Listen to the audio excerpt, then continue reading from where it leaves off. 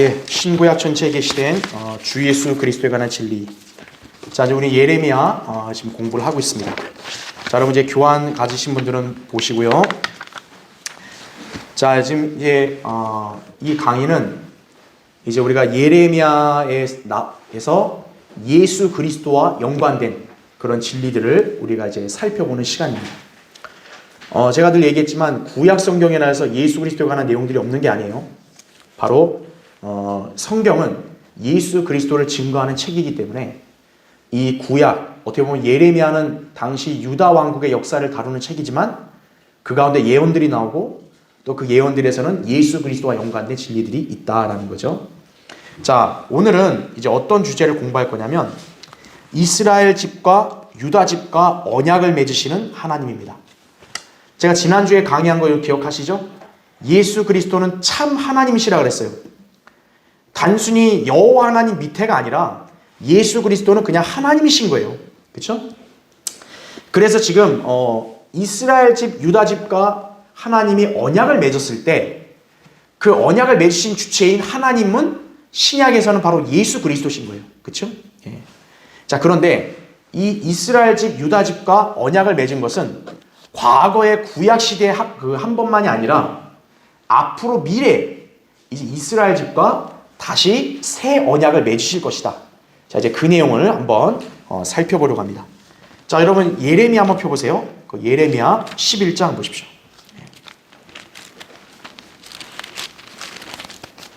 예레미야 11장.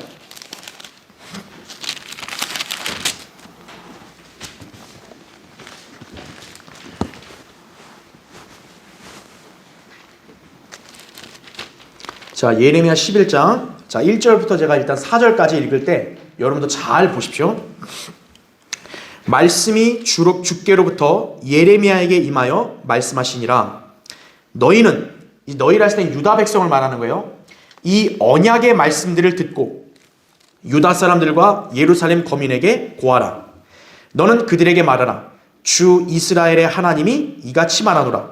이 언약의 말씀들에 복종하지 않는 자는 저주를 받을지니. 자, 지금 언약의 말씀들이라고 말을 해요. 지금 하나님이 이스라엘 유다에게 언약이라고 얘기했단 말이에요.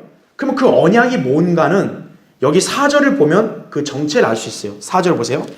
이것은 내가 이집트 땅에서 철 용광로로부터 너희를 인도하였던 날에 너희 조상에게 명령하였던 것으로 내 음성에 복종하고 내가 명령한 모든 것대로 행하면 너희는 나의 백성이 되고 나는 너희 하나님이 되리라는 것이니라 이거죠. 이스라엘 백성을 하나님이 이집트에서 이제 출애굽시키셨잖아요. 그러고 나서 하나님께서는 이스라엘 백성에게 무엇을 주셨죠?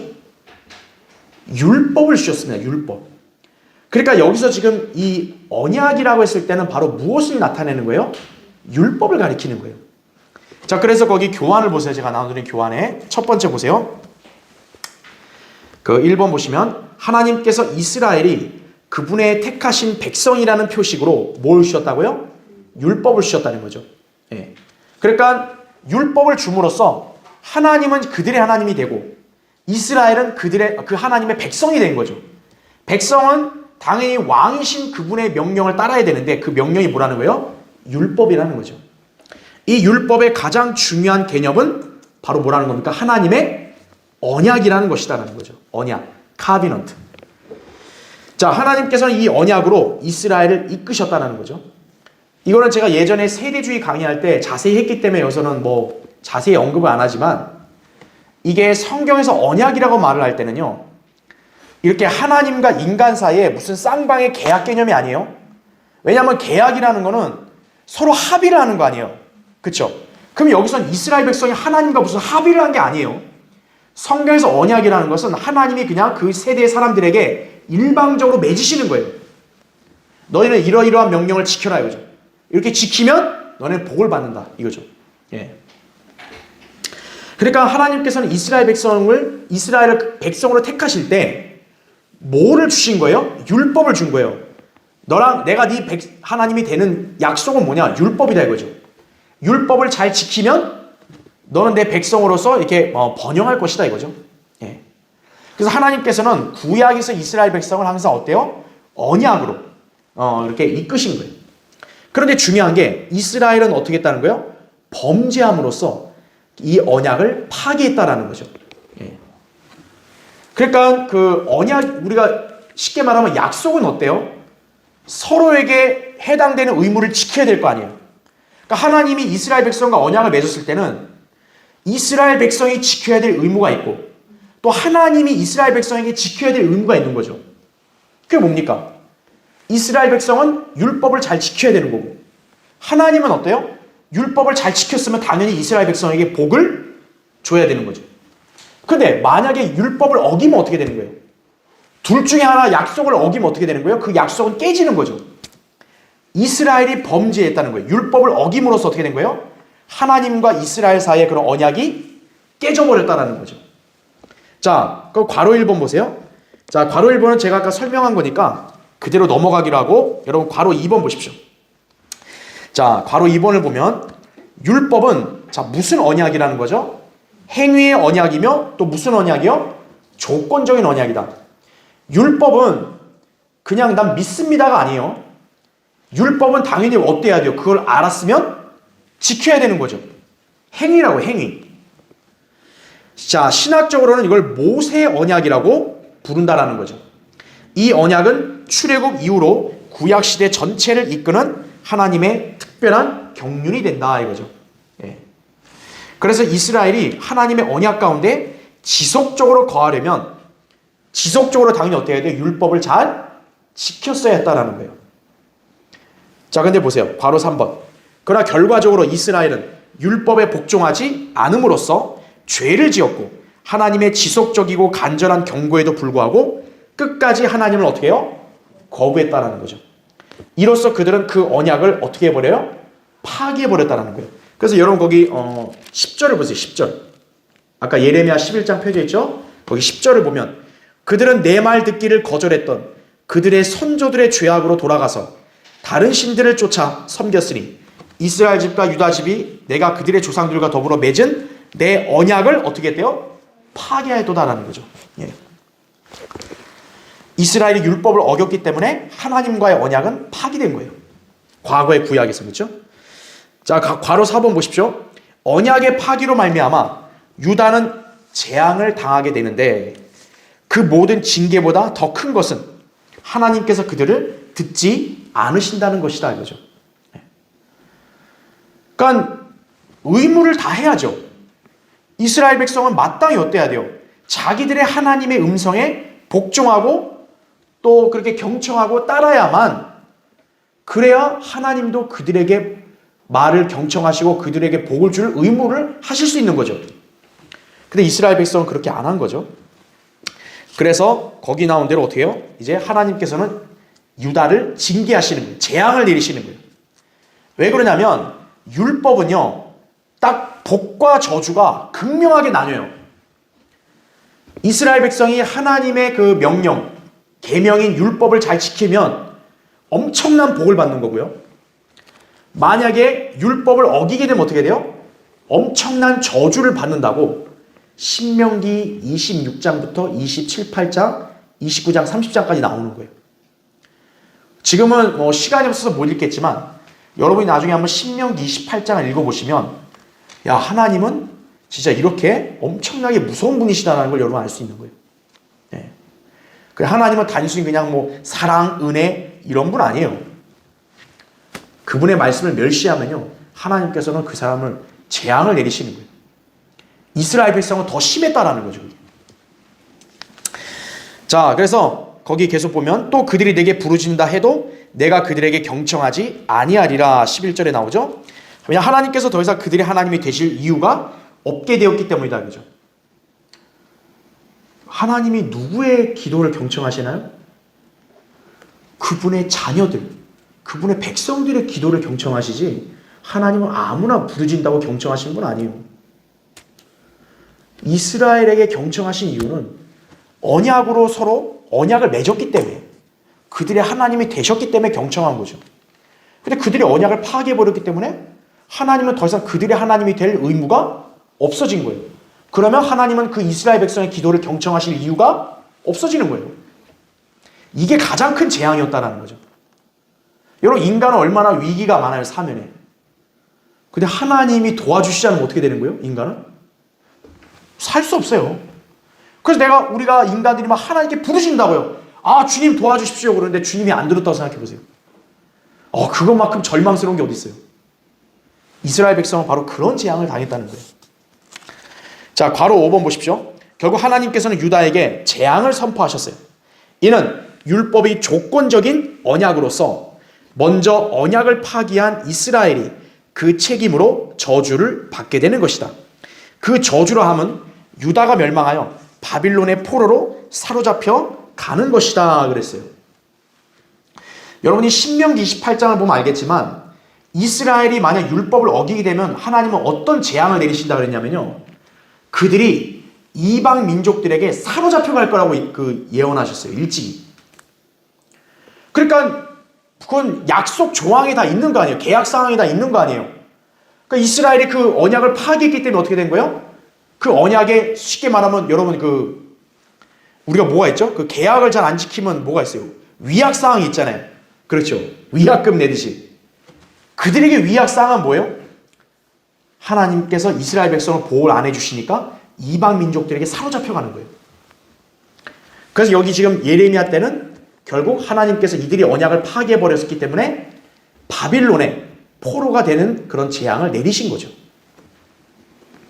자, 그런데 중요한 건 제가 항상 여러분 얘기했죠. 이 선지서는 과거의 역사적인 사실만 얘기하는 게 아니라 미래의 예언을 가리킨다 그랬죠. 그래서 지금 예레미야에서의 이 역사적인 예언은 바빌론 포로지만 예언적으로는 이게 바로 뭘 가리켜요? 장차 대환란을 가리킨다는 거죠. 그래서 예언적으로는 이게 이제 이스라엘 백성이 신약 시대부터 이어져서 이제 그 대환란 때까지 이들이 황폐화될 것을 예언하고 있다는 거예요. 자, 하나님께서 이것을 어떻게 묘사하시냐면 올리브 나무의 가지가 꺾이는 것으로 묘사하십니다. 여러분 거기 16절 보세요. 16절. 거기 16절 보시면 주가 내 이름을 불러 아름답고 좋은 열매 맺는 푸른 올리브 나무라 했는데 큰 소요 소리와 더불어 그가 그 위에 불을 지피니 그 가지들이 어떻게 돼요? 꺾였도다 이렇게 나옵니다. 자, 성경에서 이 올리브 나무는 어느 민족을 상징한다 그랬어요? 이스라엘 민족을 상징한다 그랬습니다. 그러니까 하나님은 이스라엘 민족을 푸른 올리브 나무, 아주 좋은 상태로 처음에 얘기하셨는데 이들이 율법을 어기고 죄를 지으니까 어떻게 돼요? 변질돼 버려요. 그래서 하나님께서 어때요? 마치 올리브 나무의 가지가 꺾여진 것과 같다 이거죠. 여러분 가지가 꺾였으면 그럼 끝난 거 아니에요? 자, 근데 이 비유가 좀 의미심장한 게 로마서 11장을 보면요, 그 유대인과 이방인을 비교하면서 여러분 기억나시죠? 참 올리브나무 가지랑 돌 올리브나무 가지 기억나시죠? 로마서 11장에 보면. 그러니까 참 올리브나무 가지는 유대인이고 돌 올리브나무 가지는 누구예요? 이방인이잖아요. 그래서 참 올리브나무 가지인 유대인이 꺾이고 돌 올리브 가지인 이방인이 접붙여졌다 그랬죠? 그렇죠. 자, 여기 예레미야 11장에서 꺾였다는 묘사를 한 이유가 바로 지금 뭡니까? 유대인들이 율법을 어기고 또 메시아까지 거부했단 말이에요. 그래서 하나님께서 그들을 일시적으로 거절하시고 그 사이에 이방인들에게 복음을 전파될 수 있게 하셨죠. 그렇죠? 결국 이스라엘 관점에서의 멸망은 어디까지 이어지는 거예요? 과거 예레미야 때만 멸망한 게 아니라 신약 시대까지, 우리 교회 시대까지도 이스라엘은 계속 멸망의 상태가 가는 거예요. 그래서 그 절정을 이루는 게 대환란이라는 거죠. 그러나 이제 대환란이 끝나면 이스라엘은 어떻게 되는 거예요? 예수님이 재림하시면 회복되는 거죠. 그렇죠? 예. 자, 그것을 말씀하고 있다. 자, 여러분 다시 이제 그 교재를 보세요. 맨 밑에 이제 두 번째 보세요. 2번 두 번째. 그러나 선지자의 예언은 단순히 하나님의 백성의 멸망만을 선포하지 않는다.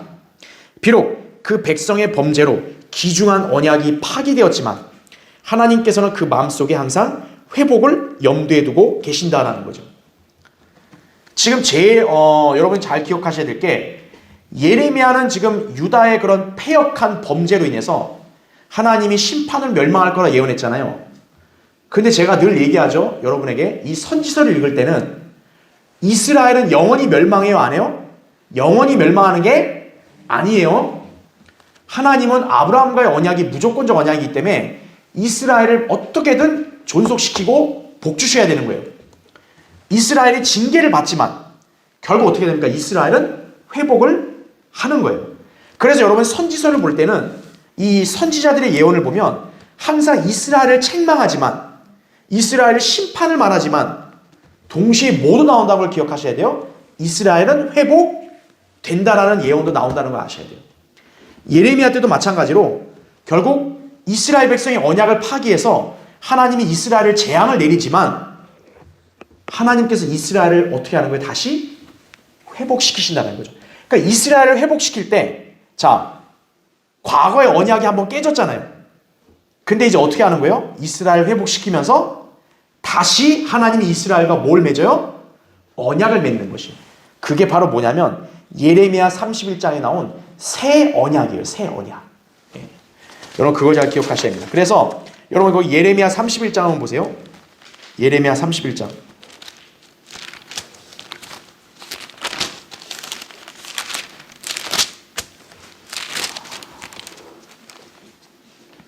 자, 예레미야 31장.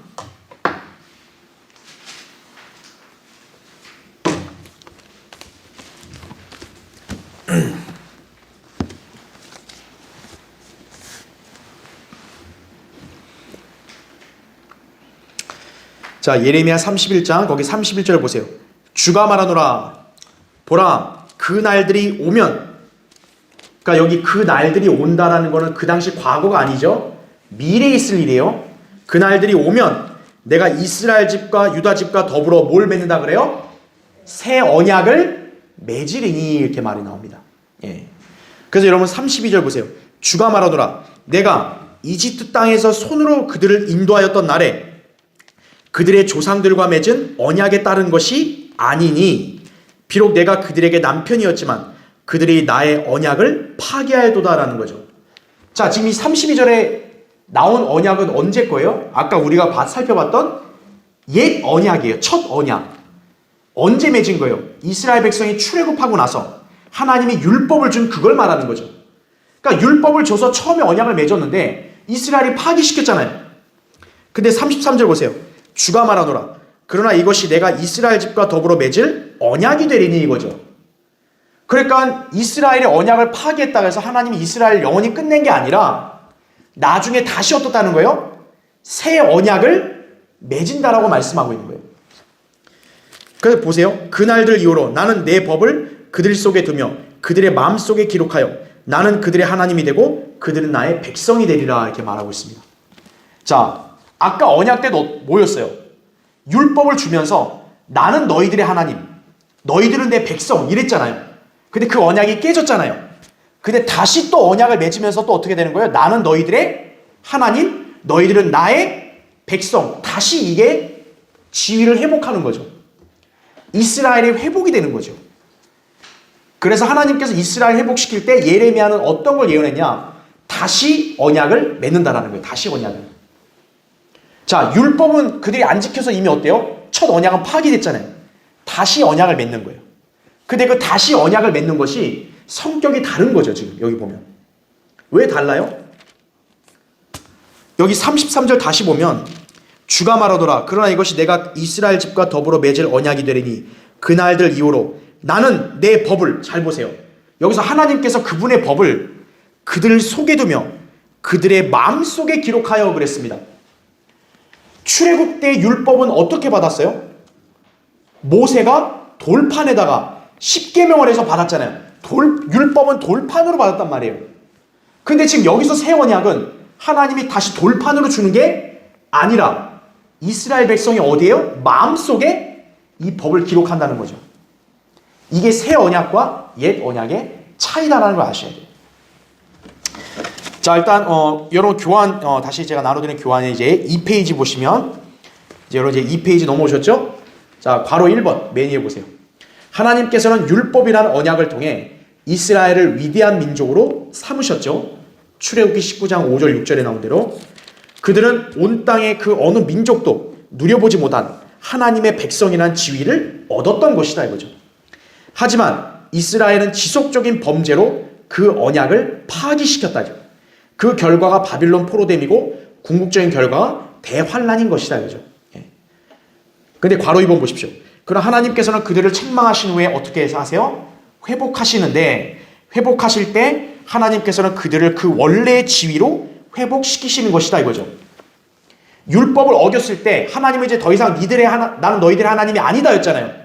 그런데 다시 회복되면 어때요? 나는 너희들의 하나님이 다시 되는 거죠. 이때 하나님께서는 이스라엘과 다시 언약을 맺으실 것이다 이거죠. 이것이 바로 새 언약이다 이거죠. 새 언약. 이 새 언약의 중보자는 바로 누구라는 거예요? 예수 그리스도시다라는 거죠. 왜 그러냐면 여러분 지금 우리가 읽었던 예레미야 있잖아요. 31장이 이게 신약에서 히브리서 8장에 그대로 기록이 돼요. 여러분 한번 찾아볼까요? 히브리서 보세요. 히브리서 8장 보세요.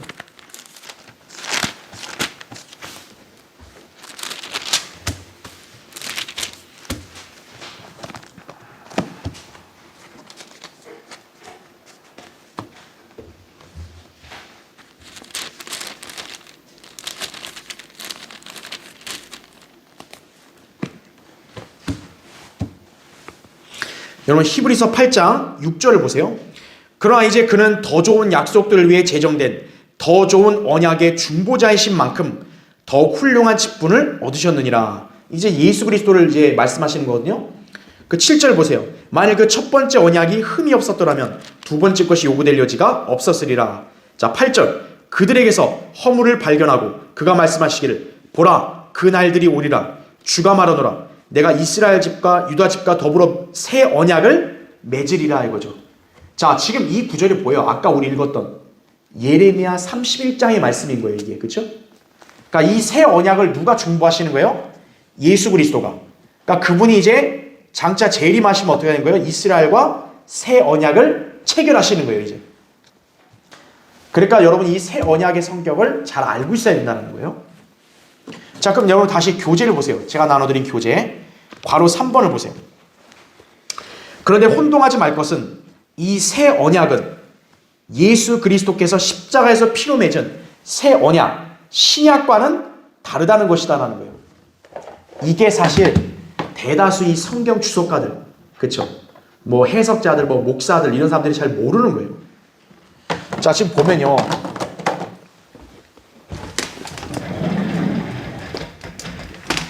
지금 하나님께서 이게 언약을 맺으신다 그랬잖아요. 이스라엘 백성과 언약을 맺어요. 이 언약이 영어로 뭐냐면 카비넌트라고 하거든요. 카비넌트, 언약을 맺어요. 그런데 하나님이 이제 이 언약을 구약에서 누구랑 맺어요? 이스라엘 백성에게 맺어요. 그래서 이 언약이 있고 또 뭐가 있냐? 새 언약을 다시 맺는다 그랬죠. 왜냐하면 첫 언약, 이게 이제 여러분의 첫 또는 옛 언약 이렇게 쓸게요. 첫 옛 언약은 뭐라 그랬어요? 하나님이 이스라엘 백성에게 뭘 줬다 그랬죠? 율법을 줬다 그랬죠. 율법. 그렇죠. 율법이 언약의 표식이었던 거예요. 상징. 지켜라 이거죠. 자, 그러면 새 언약은 뭐냐? 이게 여러분 헷갈리는 게 일반 교회들은 이 새 언약을 뭐로 생각하냐면 신약이라고 해석을 하는 거예요. 신약. 물론 틀린 건 아닌데 중요한 건 지금 우리가 읽고 있는 예레미야 31장이나 히브리서 8장에서는 이게 신약이 아니에요. 왜냐하면 여기서의 언약은 어떤 개념이라 했어요? 제가 신약이라 했을 때 여기 이거는 영어로 테스타멘트죠. 이거는 피 흘림을 통한 그런 언약이라 그랬죠. 피의 속죄. 그렇죠. 피의 속죄라고요. 그래서 이 신약 테스타멘트는 뉴 테스타멘트는 피의 속죄이기 때문에 이게 지금 오늘날 우리 이 신약 시대 예수 그리스도의 십자가의 피로 구원받는 우리 교회에게 해당된단 말이에요. 그렇죠? 그런데 이 신약과 대비되는 게 뭐냐? 역시 율법이에요. 이게 두 개가 대비가 되는 게 맞아요. 사실은. 왜냐하면 여러분 율법은 뭡니까? 무슨 피로 속죄를 받죠? 구약에는 동물의 피였잖아요. 그렇죠. 동물의 피로 속죄를 받는 거예요. 그래서 이것도 역시나 피로 맺은 언약이 맞아요. 그래서 이걸 뭐라고 합니까? 우리가 올드 테스타멘트라 해서 우리가 성경에 나오는 바로 뭐예요? 구약이 되는 거죠. 이게 바로 구약. 그 다음에 신약은 예수님 십자가의 피로 영원한 구속을 이루는 바로 신약이죠. 그러니까 우리가 잘 알아야 될 게 율법은요, 새 언약과 대비되는 옛 언약이라 했을 때 언약이 카비넌트도 있고 테스타멘트도 있는데 똑같이 뭐예요? 첫 번째 언약은 다 뭐예요? 둘 다 율법이다라는 거예요. 율법. 그러니까 여기서 헷갈리는 거예요. 율법이 옛 언약이니까 새 언약은 우리 신약이다. 이렇게 해석한다는 거죠. 물론 맞아요. 그런데 히브리서 8장이나 우리가 예레미야 31장에 이스라엘과 맺는 새 언약은 이게 아니라는 거죠. 이게 아니라는 거죠. 왜? 영어가 다르잖아요. 얘는 테스타멘트고 얘는 카비넌트란 말이에요. 이거는 우리가 읽었잖아요. 누구랑 언약을 맺는 거예요? 이스라엘 집과 유다 집과 맺는 거예요. 이거는 유대인 상관없죠. 유대인 이방인 할 거 없이 예수님 십자가 피로 누구나 제사함 받는 거 아니에요. 하지만 이 새 언약은 아까 여기 예레미야 읽었을 때 딱 조건이 나오죠. 하나님이 누구랑 맺는다 그래요? 이스라엘 집과 유다 집과 맺는다라는 거죠. 그래서 이 두 개는 다르다라는 거예요. 자, 그래서 이거를 좀 제가 약간 좀 산만하게 썼는데 다시 한번 제가 이게 정리를 해드리면, 자, 언약은 이제 두 가지가 있는 거예요. 언약은 두 가지가 있어요. 뭐냐? 테스타멘트 언약이 있고, 그 다음에 카비넌트 언약이 있는 거예요. 그 테스타멘트는 피의 속죄예요. 피의 속죄.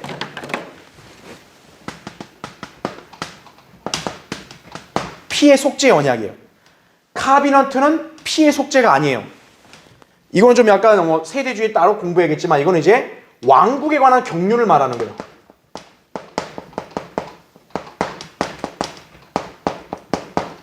하나님이 그 세대 사람들을 다루시는 경영방침, 이거와 연관된 카비넌트란 말이에요. 그래서 이 테스타멘트와 카비넌트를 두 개로 나누면 구약과 신약, 우리 성경책에 보면 구약 신약 나뉘잖아요. 이게 테스타멘트 피의 속죄인 거예요. 하지만 카비넌트는 그런 개념이 아니라는 거죠. 이거는 예전에 제가 막 이렇게 언약들 여러 개 배웠으니까 그건 생략하고, 지금 여기서 얘기하는 건 뭐예요? 이 카비넌트로서 하나님이 이스라엘과 맺은 언약을 말하는 거예요. 그래서 하나님이 이스라엘과 맺을 때, 자 보세요. 여기 하나님과 이스라엘 사이에 언약을 맺어요. 그렇죠? 과거의 첫 언약은 율법으로 맺었단 말이에요. 그렇죠? 하지만 이제 율법을 파기했어요. 왜? 이들이 이게 안 지켰기 때문에 파기됐어요.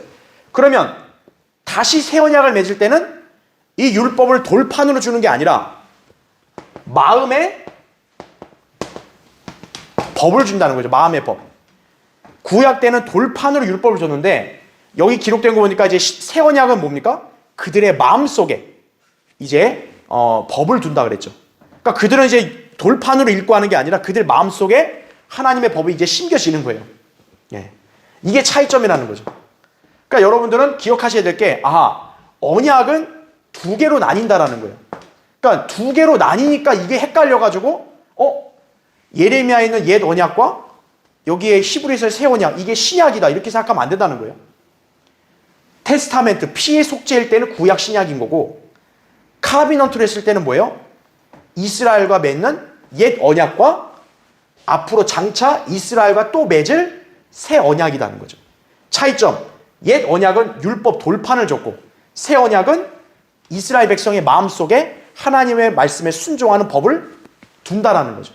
완전히 이제 이스라엘이 회심해서 회복되는 거죠. 그 차이라는 걸 여러분 아셔야 돼요. 그렇죠? 네. 자, 그래서 여러분 거기 제가 이제 동그라미 1번 보세요. 이제 그거 다시 교환해 보세요. 동그라미 1번. 거의 모든 성경 해석가들과 주석가들이 착각하는 것은 옛 언약이 율법이기 때문에 그와 대조하여 새 언약은 신약의 복음이라고 여기는 것이다. 물론 율법은 우리가 익히 아는 신약과 대조되는 구약에 해당한다.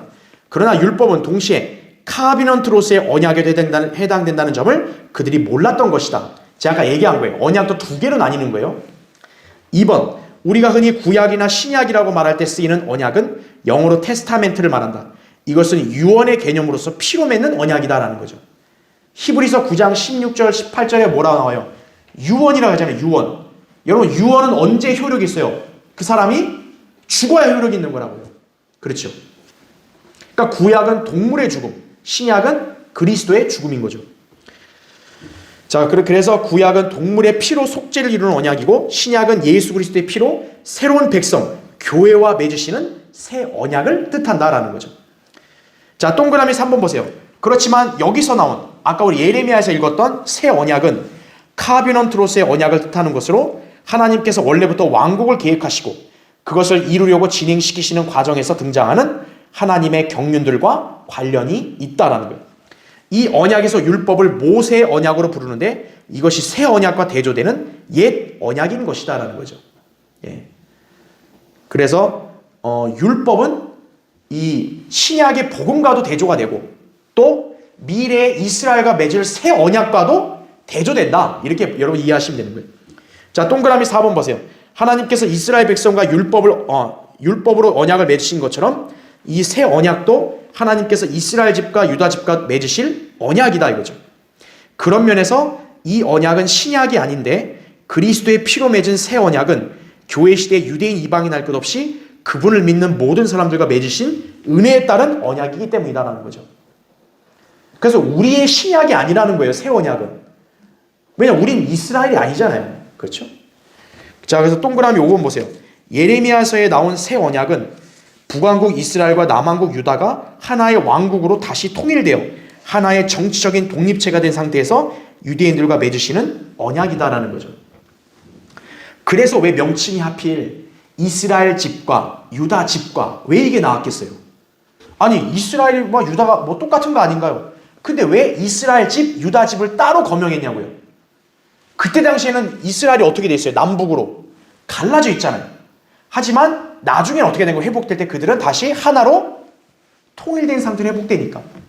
그러니까 이 언약은 그 당시에는 이스라엘이 이미 멸망했잖아요. 유다만 남았잖아요.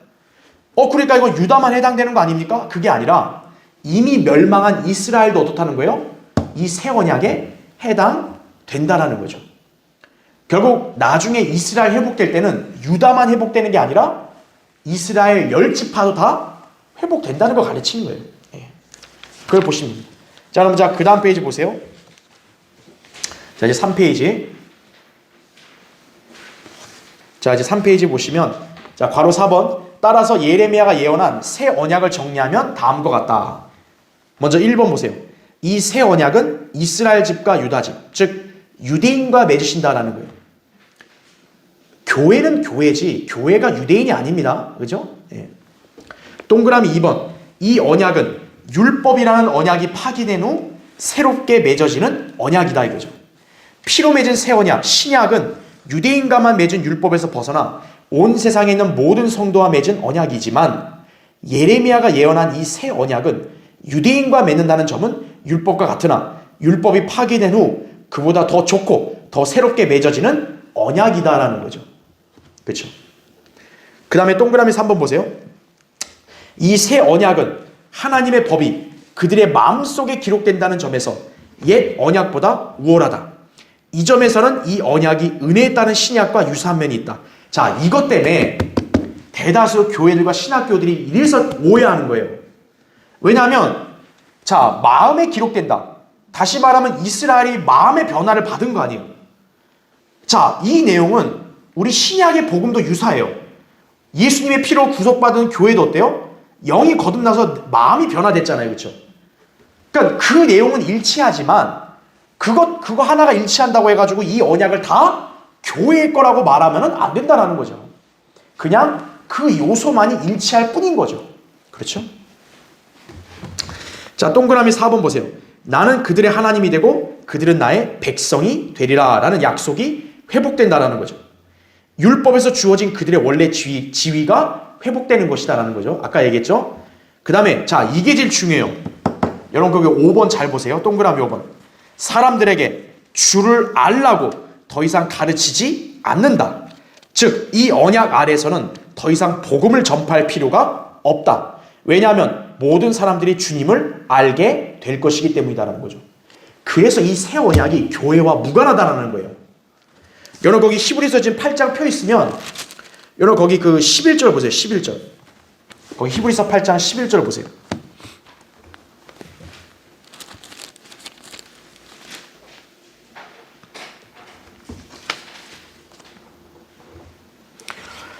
자, 히브리서 8장 11절 보면 그들이 자기 이웃이나 형제에게 일일이 가르쳐 주를 알라고 하지 아니하리니 이는 그들이 가장 작은 자로부터 가장 큰 자에 이르기까지 다 나를 알게 될 것이기 때문이라 이거죠. 자, 이 새 언약이 체결이 되면 특징이 뭐예요? 사람들에게 하나님을 알라고 말하지 않는다라는 거예요. 왜 그러냐 했더니 모든 사람들이 다 하나님을 다 알 거래요. 그럼 여러분 지금 이게 현재 교회 시대에 이게 맞아요?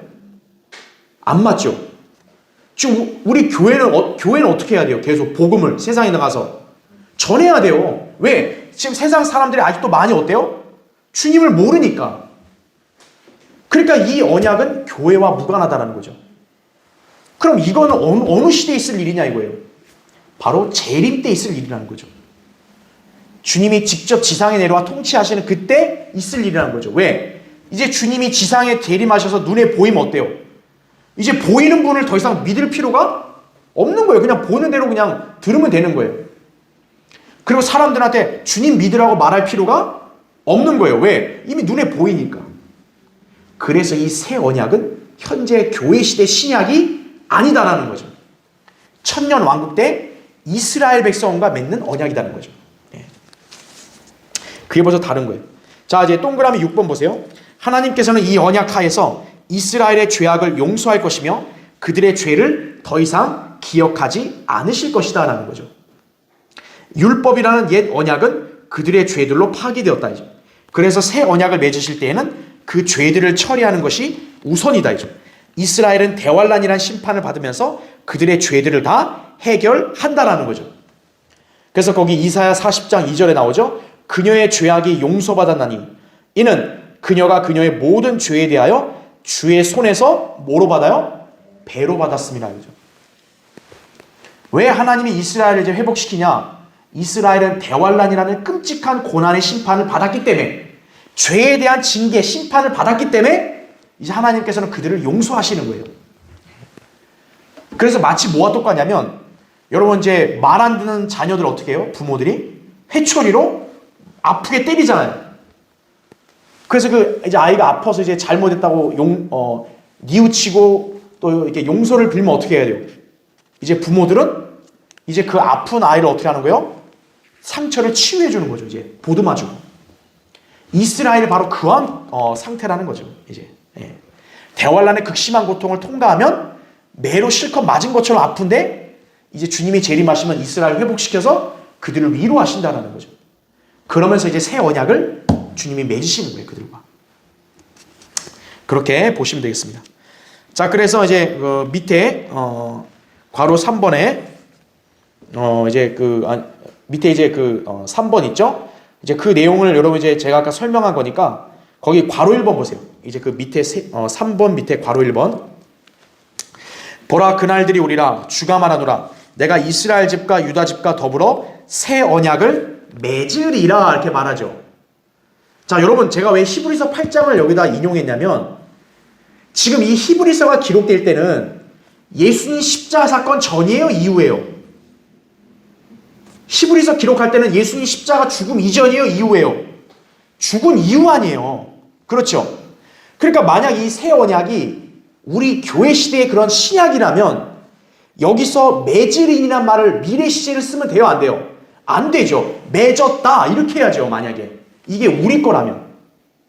근데 여기 히브리서 8장에서도 역시 뭐라 그래요? 맺으리라, 미래로 쓴 거예요.